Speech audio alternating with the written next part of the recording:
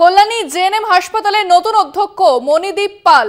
Kalyani GNM হাসপাতালের নতুন অধ্যক্ষ মণিদীপ পাল।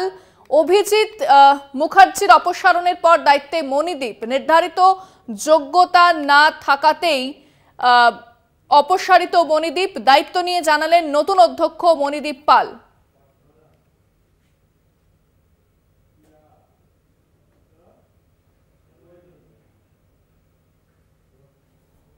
আমি যতটুকু আজকে অ্যাপয়েন্টমেন্ট লেটারে যেটা পেলাম যে এনএমসি নিয়ম অনুযায়ী যে ক্রাইটেরিয়া হওয়া উচিত প্রিন্সিপাল, সেটার জন্য উনি এলিজিবল ছিলেন না বলে ওরা এক এলিজিবল পার্সনকে অ্যাপয়েন্টমেন্ট করেছে, যতটুকুই লেখা যাবেন লেটারে। আরেকটা বিষয় যে ছাত্রছাত্রী আর ইন্টার্ন জুনিয়র যারা, হ্যাঁ মানে এইটা কি হবে, ফুলফিল হবে ওদের দাবিটা? দেখুন, আমি এদের বক্তব্য হায়ার অথরিটিকে আমি জানিয়েছি। এবার তারপরে ব্যাপারটা হায়ার অথরিটির যেটা ডিসিশন মিনিস্টার। অভিজিৎ মুখার্জির বিরুদ্ধে অভিযোগ বলছেন এমএনসিতে ছিল, তো অভিযোগ বলতে কি দেখুন, আমাদের তো কিছু ক্রাইটেরিয়া থাকে। হ্যাঁ, সেই ক্রাইটেরিয়া ছিল, কিন্তু উনি তো প্রায় 1.5 বছর ধরে এই পদে রয়ে গেছে। তো এই আন্দোলনের মধ্যেই তাকে সরে যেতে হলো, সেটা কি কোনো এটা সম্বন্ধে নয়, এটা তো আমার এখতিয়ারের মধ্যে নয়। হায়ার অথরিটি কি ডিসিশন সেটা নতুন দায়িত্ব নিয়ে আপনি কি পদক্ষেপ নেবেন প্রথমেই?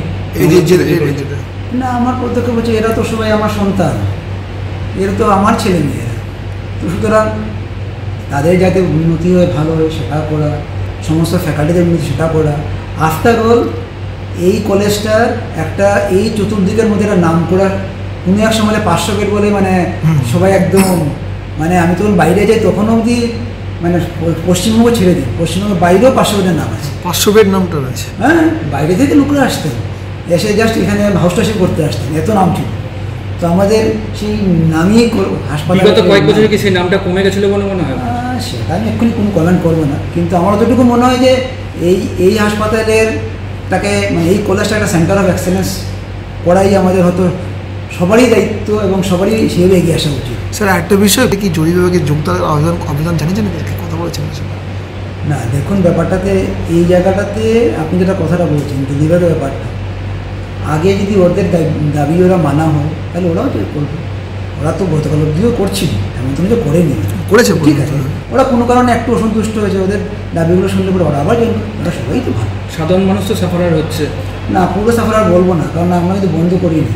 আমার সমস্ত ফ্যাকাল্টিরা ঝাঁপিয়ে পড়ে কাল রাতে অবধি ওরা সমস্ত আপনি প্রফেসর এইচওডি অবধি 92 করেছে, কেউ সাফারার হয়নি। স্যার, আপনার নামটা একটু বলেন আমাদের। প্রফেসর ডক্টর মণিদীপ পাল।